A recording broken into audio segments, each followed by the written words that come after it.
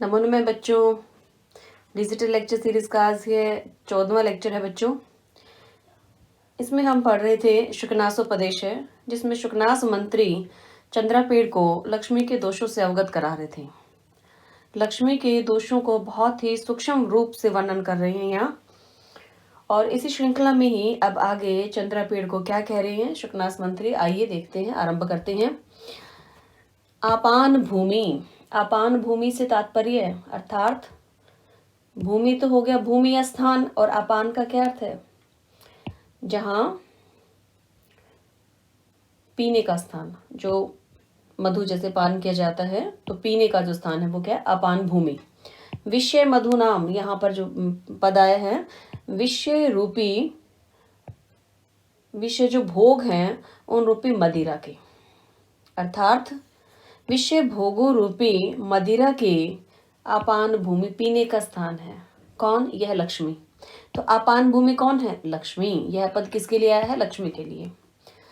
तो यहाँ बच्चों क्या कह रहे हैं कि जो विषय भोग है, जैसे मदिरा पीने का स्थान क्या होता है, मदिरा को क्या है, जब व्यक्ति पीता है उसे पानी की तरह नहीं, बल्कि उसको क्या है कि धीरे धीरे अपने शरीर में जैसे जैसे डालता जाता है वैसे वैसे उसका नशा जो है वो चढ़ता जाता है, बढ़ जाता है। उसी प्रकार से विषय भोगों में जब मनुष्य अत्यधिक आसक्त हो जाता है तो वो जो आसक्ति उसकी जैसे ही बढ़ती जाती है तो वह नशा, अर्थात लक्ष्मी का नशा जो है वह भी बढ़ता जाता है। जिस प्रकार से मदिरा पान करने से, अर्थात मदिरा के पान से क्या होगा, व्यक्ति जो है वो क्या है, मोह रूपी, कैसा, उसकी मोह बढ़ती जाएगी, अर्थात उसका जो नशा है वो और ज्यादा होता जाता है। तो जिस प्रकार से मदिरा पीने पर, मदिरा का जो स्थान है वो कौन सा है, मधुशाला, अपान भूमि मदिरा पीने का स्थान है, जहां पर जाकर व्यक्ति क्या मदिरा पान करता है और जिससे उसका नशा बढ़ जाता है।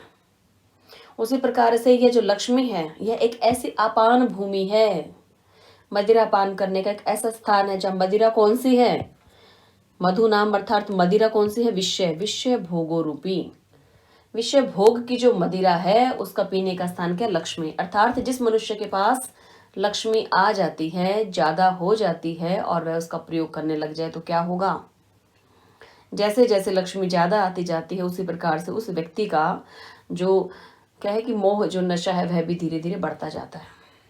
तो विषय रूपी जो भोग हैं उनको पीने का स्थान क्या है, लक्ष्मी। तो यहाँ यह जो अपान भूमि पद है यह किसके लिए आ गया बच्चों, यह है लक्ष्मी के लिए, लक्ष्मी के लिए आया है कि लक्ष्मी क्या है, जो विषय भोगों रूपी जो मदिरा है उसके पीने का स्थान है। कौन? यह लक्ष्मी। देखिए इससे आगे, संगीतशाला भ्रू विकार नाट्यानाम, संगीतशाला है, संगीतशाला किसके लिए? लक्ष्मी के लिए, कि संगीत की शाला है, संगीत का घर है, जहां क्या होता है, भ्रू, बोहों के विकारों का क्या है, नाट्यानाम, नाट्य, अर्थात बोहों के विकार रूपी जो अभिनय होता है, जो नाट्य होता है, उसका रंगमंच है, उसकी संगीतशाला है। कौन? लक्ष्मी। अर्थात जिस प्रकार से संगीतशाला में क्या होता है, जब वहां पर अभिनय किया जाता है, नाट्य किया जाता है तो उसमें क्या है, बोहों का विकार भी आ जाता है। जिस प्रकार से नृत्य करते समय क्या है, बोहों का विकार आ जाता है। जो मुद्रा होती है, कथक इत्यादि जो नृत्य है उनमें क्या है, मुद्रा होती है तो उसमें क्या है, बोहों का विकार आ जाता है। उसी प्रकार से यह एक ऐसी संगीतशाला है जिसमें मनुष्य में किस चीज का विकार आ जाता है, दोषों का, अर्थात गुण समाप्त हो जाते हैं और दोष आने लग जाते हैं।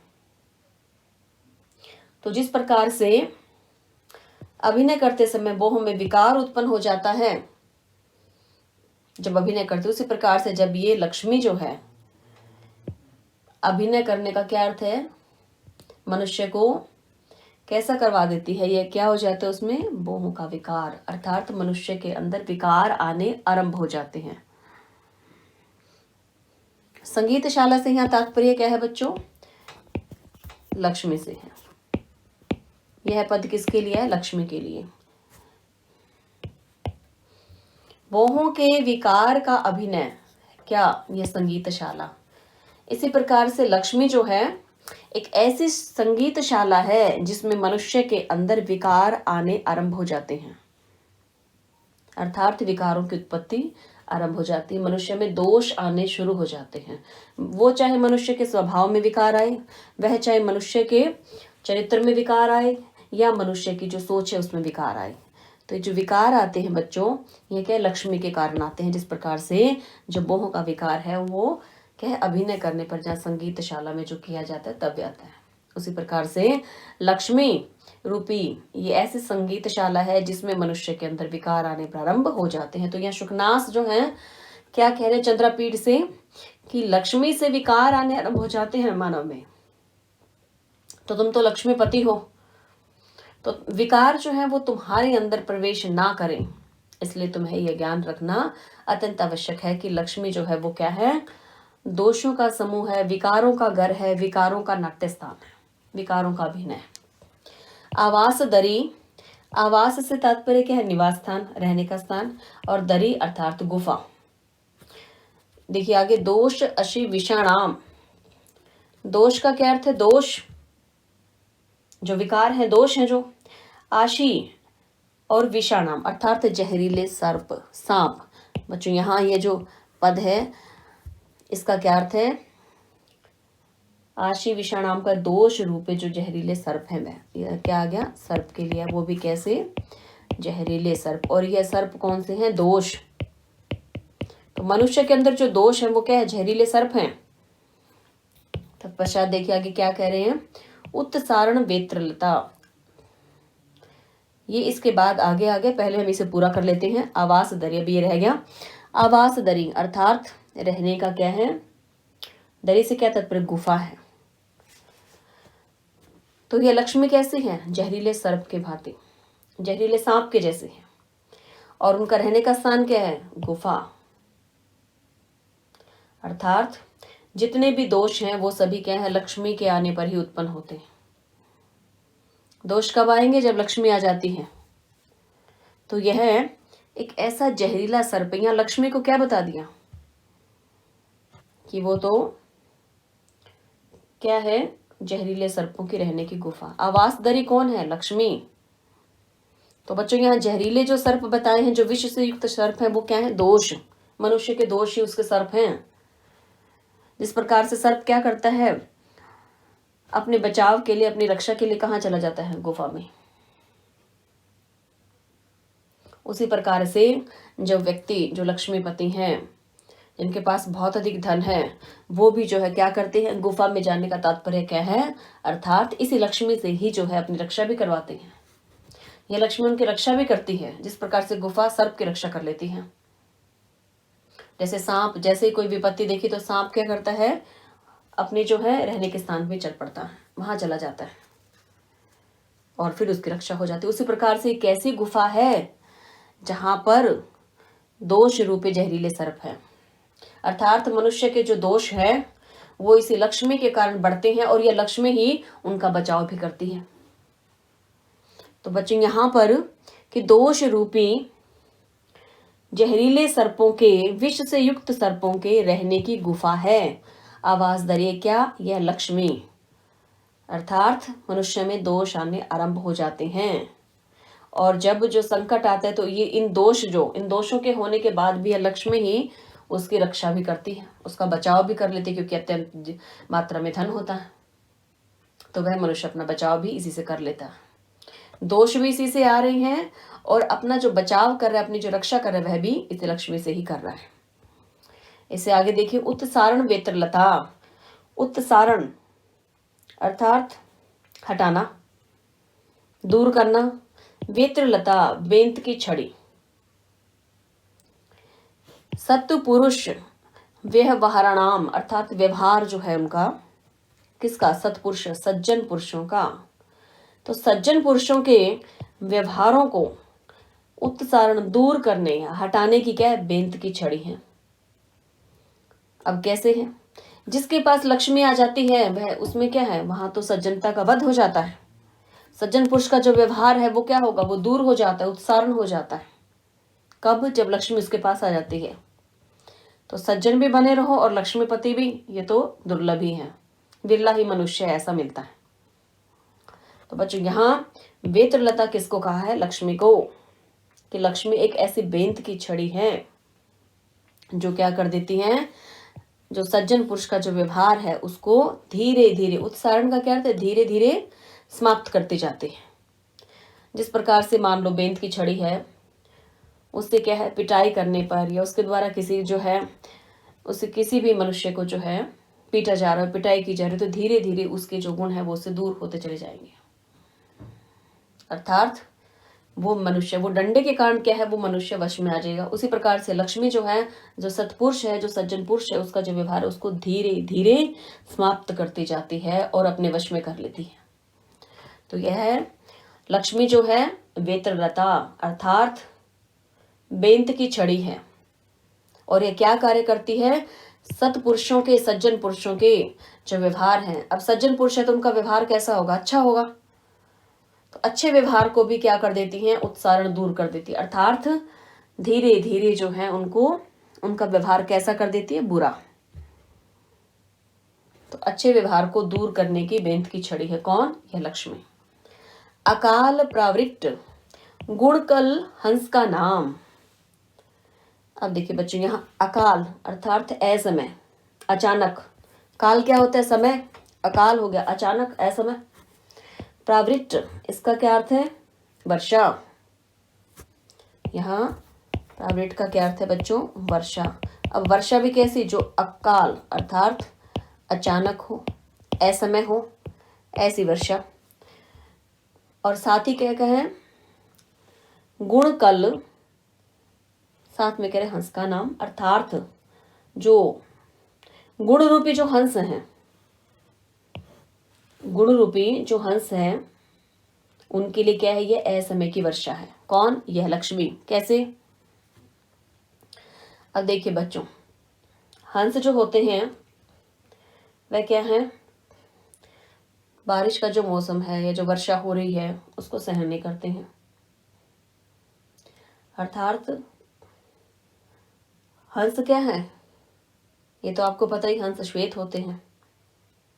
और हंसों को जो है बरसात क्या है? सुहाती नहीं है।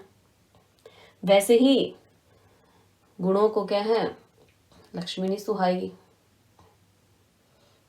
तो देखो बच्चे, इसमें क्या कह रहे हैं कि गुण और लक्ष्मी एक साथ नहीं रह सकते हैं। जैसे हंस और वर्षा एक साथ नहीं रह सकते हैं। कैसे? जैसे ही वर्षा होती है तो उसमें क्या है? हंस चले जाते हैं, क्योंकि वर्षा ऋतु होने पर क्या होगा? हंस तो वहां रहते नहीं है, क्योंकि उन्हें क्या है? बरसात के पानी से ही, वो क्या है, गंदे पानी से, कीचड़ से जो है उन्हें क्या है, वो उन्हें सुहाता नहीं है। और उसके कारण क्या है, वो पहले ही वहां से चले जाते हैं। लेकिन यह वर्षा कैसी है? लक्ष्मी की अचानक होती है, असमय होती है। तो उस समय जो है वो हंस भी एकदम से जो है कहीं जा नहीं सकते हैं अचानक। तो लक्ष्मी जो है वो क्या है? असमय की वर्षा है, अर्थात अचानक होने वाली वर्षा है। जिस प्रकार से यदि वर्षा का पता हो तो हंस क्या पहले ही चले जाएंगे वहां से, क्योंकि हंस और वर्षा एक साथ रह ही नहीं सकते। उसी प्रकार से गुण और लक्ष्मी एक साथ नहीं रह सकते। लक्ष्मी के आने पर गुण जो है वो समाप्त हो जाते हैं। जिस प्रकार से वर्षा के होने पर हंस जो है वो वहां से चले जाते हैं, उसी प्रकार से लक्ष्मी के आने पर गुण भी जो है वहां से चले जाते हैं। और ये वर्षा कैसी? अचानक है। तो जिस प्रकार अचानक हुई वर्षा से क्या होगा? अब हंस, अगर मान लो अचानक से वर्षा हो जाए तो तत्पश्चात क्या होगा? हंस को मौका ही नहीं मिलेगा वहां से जाने का। इसी प्रकार से जब ये अचानक वर्षा होती है तो मनुष्य को इतना मौका ही नहीं मिलता कि वह लक्ष्मी के वश में ना आए। इसलिए इसको क्या कहा है? अकाल प्रावृत्त। वर्षा नहीं कहा, अकाल वर्षा बोला है उसे, अकाल प्रावृत्त। ताकि जो है मनुष्य को क्या है, उसको समय ही ना मिले, उसको मौका ही ना मिले, और वो लक्ष्मी के वश में हो जाता है। तो यह है जिस प्रकार क्या है, वर्षा ऋतु में हंस चले जाते हैं, उसी प्रकार से लक्ष्मी के आने पर सद्गुण भी गायब हो जाते हैं, सद्गुण भी चले जाते हैं। तो बच्चों यहाँ क्या कहा है कि जो गुण रूपी जो राजहंस हैं उनके लिए क्या है? ये अचानक हुई वर्षा के समान, अचानक हुई वर्षा है, अकाल प्रावृत्त है ये लक्ष्मी। इससे आगे देखते हैं। विसर्पण भूमि लोकापवाद, विस्फोट का नाम। अब देखिए बच्चों, विसर्पण का क्या अर्थ होता है? फैलना। भूमि, भूमि होगी, स्थान हो गया, फैलने का स्थान है कौन? यह लक्ष्मी। ये लक्ष्मी के लिए क्या है? ये लक्ष्मी क्या है? विसर्पण भूमि है। यहाँ यह जो विसर्पण भूमि आया है, फैलने का स्थान है, ये कौन है? लक्ष्मी। कह रहे कि लक्ष्मी जो है फैलने का स्थान है। कैसे? अब इससे आगे क्या कह रहे हैं कि लोकापवाद अर्थात लोक निंदा रूपी विस्फोट का नाम फोड़ेगा। कि जो लोक निंदा का जो क्या, लोक निंदा रूपी जो फोड़ा है उसका फैलने का स्थान है, विसर्पण भूमि है कौन? यह लक्ष्मी। तो बच्चों इसमें कैसे फैलने का स्थान है? लक्ष्मी के रहने पर, जब लक्ष्मी होती है तो लोक अपवाद भी बहुत फैलता है। अर्थात जैसे फोड़ा जो है वह भी क्या है? विसर्पण भूमि है, फैल जाता है शरीर में। जैसे मान लो एक फोड़ा हो तो उसके बाद क्या है कि उसी के पास ही कोई दूसरा भी हो जाता है, फिर तीसरा भी। इस तरह से क्या फैलने का स्थान है, फोड़ा हो जाते हैं और फोड़े हो जाते हैं, तो ये क्या है? फैलने का स्थान। जिस प्रकार से वो फैल जाते हैं उसी प्रकार से ही यह लक्ष्मी जो है, यह जब मनुष्य के पास आ जाती है, ज्यादा हो जाती है, तो उसका अपवाद बहुत फैलता है। जैसे मान लो कोई धनी व्यक्ति है, कोई लक्ष्मीपति है, तो उससे संबंधित जो भी बात जो है वो क्या है? तुरंत फैलती है। वो अपवाद जो है फैलने का स्थान क्या? लक्ष्मी। अब जो धनवान व्यक्ति की ही जो है, अगर वह कुछ कह देता है तो उसी की बात क्यों फैलती? क्यों? क्योंकि लक्ष्मी है उसके पास, और लक्ष्मी क्या है? विसर्पण भूमि है, फैलने का स्थान है। तो लक्ष्मी है इसीलिए उसकी बात को इतना महत्व दिया जा रहा है। तो क्या है? लक्ष्मी है इसलिए वो क्या है? उसकी बात फैल जाती है। वो क्या हो गया फिर? विसर्पण भूमि है। यदि उसके पास लक्ष्मी नहीं है तो कोई उसकी बात नहीं सुनेगा, अपवाद भी नहीं होगा। तो अपवाद कब होता है? जब उसके पास लक्ष्मी है, तभी अपवाद होगा, तभी वो फैलेगा अपवाद, नहीं तो नहीं। तो यह लोक निंदा रूपी फोड़ों के फैलने का स्थान है कौन? लक्ष्मी। अर्थात संसार में यह क्या है? निंदा फैलाती है, अपवाद फैला रही है, लेकिन कैसा? लोक निंदा का। लोक निंदा का जो अपवाद है वह फैलता है। क्यों? क्योंकि लक्ष्मी है, धन है, और जिसके पास धन होगा तो उसका जो है निंदा भी होगी, और उसका अपवाद जो है वो तुरंत जो है, मतलब तीव्र गति से जो है फैलेगा, प्रसारित होगा। तो यह क्या है? लक्ष्मी विसर्पण भूमि है। इससे आगे देखिए, प्रस्तावना कपट नाटक से। प्रस्तावना है, भूमिका है किसकी? कपट नाटक की। कपट अर्थात यहाँ क्या है? छल रूपी नाटक। छल रूपी जो नाटक है उसकी क्या है? प्रस्तावना है। कैसे? यहाँ कैसे है बताओ? अब जब भी कोई नाटक होता है तो उसकी क्या प्रस्तावना होती है, लेकिन यहाँ नाटक कैसा है? कपट का नाटक है। तो ये क्या है? लक्ष्मी जो है भूमिका है। अर्थात मनुष्य को यह लक्ष्मी जो है इस तरह से मनुष्य के सामने अपनी भूमिका पेश करती है कि मनुष्य जो है उसके इस झूठे नाटक में भी जो है क्या है? वश में हो जाता है। अर्थात लक्ष्मी जो नाटक करती है वह कैसा है? कपट नाटक, झूठा नाटक है। लक्ष्मी क्या करती है? इस झूठे नाटक से जो है क्या दिखाती है? इसकी प्रस्तावना। प्रस्तावना यहाँ पर किसके लिए है? लक्ष्मी के लिए। कि लक्ष्मी क्या है? प्रस्तावना है, भूमिका है किसकी? कपट नाटक की। अर्थात क्या है? दोष ही दोष जितने होंगे, जितने ही, तो क्या है? वो नाटक क्या होगा? अभी कह रहे कि दोषी आते जाएंगे, झूठा नाटक है, कपट है, सब छल है। तो छल का नाटक करती है लक्ष्मी, और इस छल के नाटक की क्या है? ये प्रस्तावना कौन है? लक्ष्मी। भूमिका कौन करती है? लक्ष्मी। अर्थात पहले से ही मनुष्य को जो है क्या दिखाती है? इस तरह की जो है भूमिका, अर्थात इस तरह का वातावरण उस मनुष्य के पास कर देती है कि उसे जो है धन ही जो है दिखाई देता है, उसको भी अपने वश में कर लेती है। तो यह कपट रूपी नाटक की प्रस्तावना है, भूमिका है कौन? लक्ष्मी। शुरुआत है, आरंभ है। जिस प्रकार से नाटक के आरंभ में क्या होता है? प्रस्तावना आती है, नट या नटी जो है और सूत्रधार जो है वो आगे होने वाले नाटक के बारे में बताते हैं। तो शुरू में बताया जाता है कि ये नाटक जो है किस पर आधारित है, कौन कर रहा है, और उसका जो है एक अच्छा सा इस तरह से जो है उसे प्रस्तुत किया जाता है ताकि आगे तक जो है उसे देखें। तो यह भी मनुष्य के सामने इस तरह से झूठा नाटक जो है प्रस्तुत करती है प्रस्तावना बनकर। अर्थात प्रस्तावना किसके लिए? लक्ष्मी के लिए, ताकि मनुष्य को वो जो है अंत तक, अर्थात आखिर जो है जब तक क्या है उसको बांधे रहे, अपने वश में किए रहे।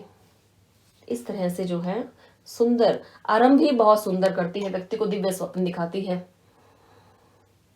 कि लक्ष्मी से जो है ये हो जाएगा, वो दिव्य स्वप्न दिखाने लग जाते हैं, और वो भी कैसे झूठे होते हैं। तो ये क्या है, एक इस तरह की भूमिका मनुष्य के सामने उसको जो है प्रस्तुत करती है कि मनुष्य उसके जाल में फंसता चला जाता है। तो कपट नाटक की क्या है? प्रस्तावना है, भूमिका है। तत्पश्चात देखिए बच्चों, आगे है कदलिका काम करने। करने क्या होता है? हाथी। कदलिका केले का वन, जो केले का वृक्ष है, कदलिका जो है वो क्या है? करने, हाथी के लिए। अब हाथी के लिए केले का वृक्ष, तो हाथी क्या करेगा?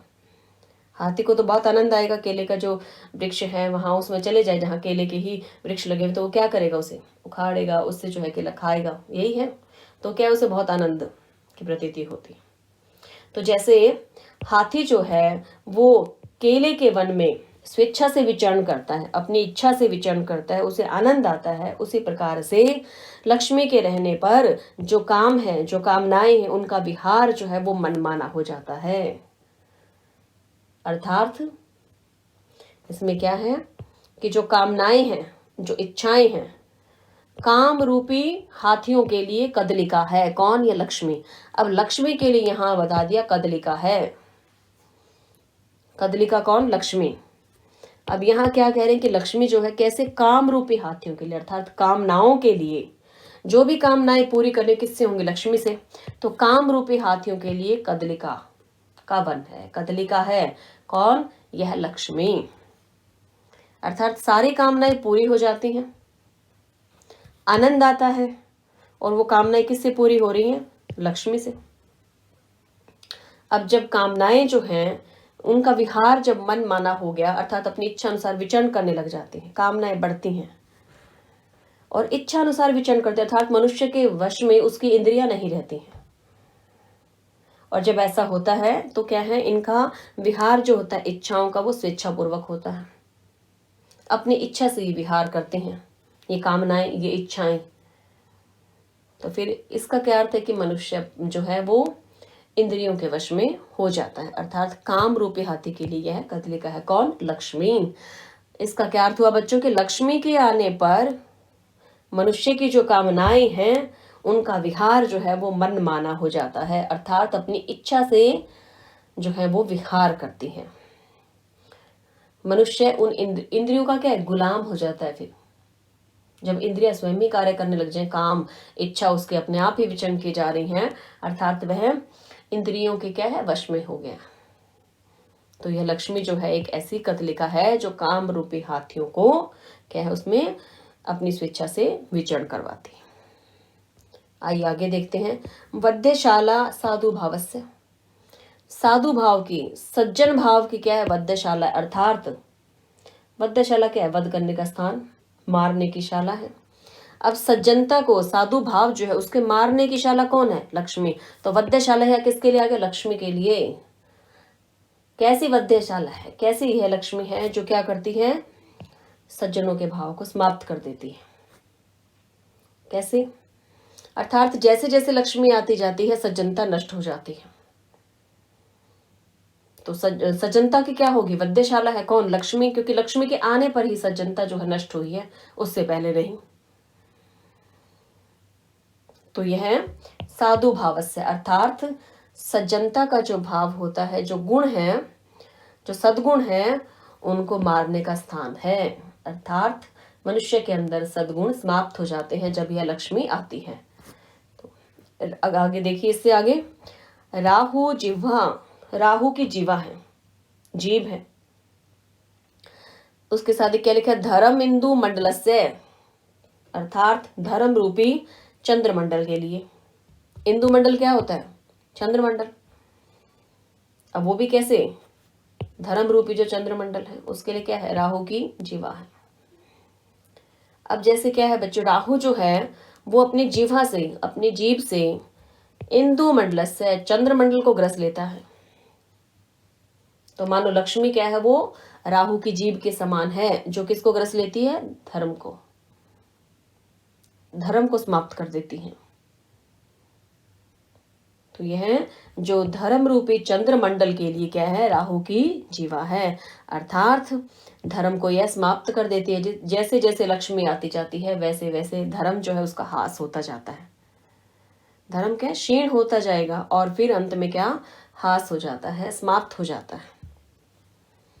तो यह लक्ष्मी जो है राहु की जीवा के समान है। राहु जीवा या किसी का लक्ष्मी क्या है, राहु की जीभ है, जो क्या करती है, धर्म रूपी जो चंद्रमंडल है उसको ग्रस लेती है। तो बच्चों आज इसमें हम यहीं तक ही करेंगे। आइए देखते हैं अब इसमें, यहां से आपान भूमि से हमने इसे प्रारंभ किया था, यहां से देखते हैं बच्चों। आपान भूमि यह जो पद आया है इसमें चतुर्थी तत्पुरुष समास है बच्चों। इसमें मैं इसे यहाँ ऊपर ही लिख देती हूँ। देखिए,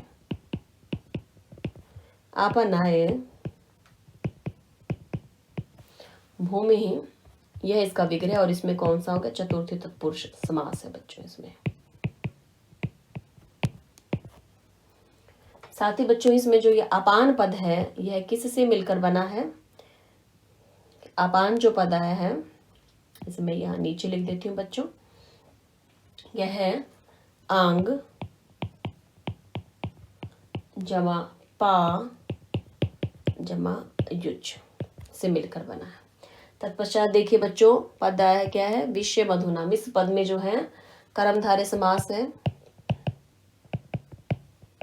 कर्मधारय है। इसका विग्रह देखिए, विषया मधुने ईर तेषाम, ये है बच्चों इसका विग्रह। आगे देखते हैं बच्चों इसमें इसी प्रकार से आगे देखिए, जैसे संगीतशाला है बच्चों, इसमें चतुर्थी तत्पुरुष समास है। इसमें क्या है बच्चों, तो चतुर्थी तत्पुरुष समास है। इसका विग्रह देखिए, संगीतशाला, यही है पद्य बच्चों इसमें। इसमें आ गया अब चतुर्थी तत्पुरुष। और यह जो पद है बच्चों संगीत, यह किससे मिलकर बना है, सम जमा गई और जमा कत प्रत्यय। इससे आगे देखते हैं। तत्पश्चात है बच्चों भ्रू विकार नाट्य नाम। इसमें यह जो पद है विकार, यह किससे मिलकर बना है, वी जमा क्री जमा अण प्रत्यय। साथ ही इसमें पद है बच्चों आगे नाट्य नाम। यह पद बच्चों किससे मिलकर बना है, देखिए नट जमा अणिच और साथ में जमा क्या है, यत, इससे। तत्पश्चात आगे देखते हैं बच्चों आवास दरी। आवास दरी जो है बच्चों इसमें भी चतुर्थी तत्पुरुष समास है। चतुर्थी तत्पुरुष, इसका विग्रह देखिए, आवासाय दरी, यह है बच्चों। आगे देखते हैं, इससे आगे देखिए आप, इसी प्रकार से यह पद है दोष अशी विषाणाम। इसमें क्या है बच्चों, इसमें भी जो है कर्मधारय समास है बच्चों। इसको मैं यही लिख देती हूँ, इसमें कौन सा समास है, कर्मधारय। और यह पद क्या है, दोषा। इसमें मैं इसका विग्रह लिख रही हूँ बच्चों, यहाँ दोषा आशी विषा विग्रह है और साथ में है ई और उसके बाद है बच्चों तेषाम, यह है इसका विग्रह। ये किसका आ गया, इसका कर्मधारय का। तत्पश्चात बच्चों आगे देखते हैं। इसके पश्चात बच्चों आया है पद उत्सारण वेत्रलता। बच्चों यहाँ ये जो उत्सारण है ये किससे मिलकर बना है, देखिए उत जमा श्री जमा अणिच और जमा इसमें साथ में क्या है बच्चों, युज। इससे आगे बच्चों इसमें पद देखते हैं। सतपुरुष व्यवहाराणाम, यह जो पद है बच्चों इसमें क्या है, षष्ठी तत्पुरुष है बच्चों। इसमें यहाँ पर षष्ठी तत्पुरुष है, इसका विग्रह मैं यहाँ लिख देती हूँ बच्चों, सत पुरुषाणाम और साथ में व्यवहारा सतेषाम। और ये क्या है, हो गया बच्चों इसका विग्रह, और ये षष्ठी तत्पुरुष है। आइए इससे आगे चलते हैं। इसी में ही बच्चों पद जो है आगे देखिए आप, पद आया है गुण कल हंस का नाम। बच्चों इसमें भी यही है। इस पद में आप देखिए गुणा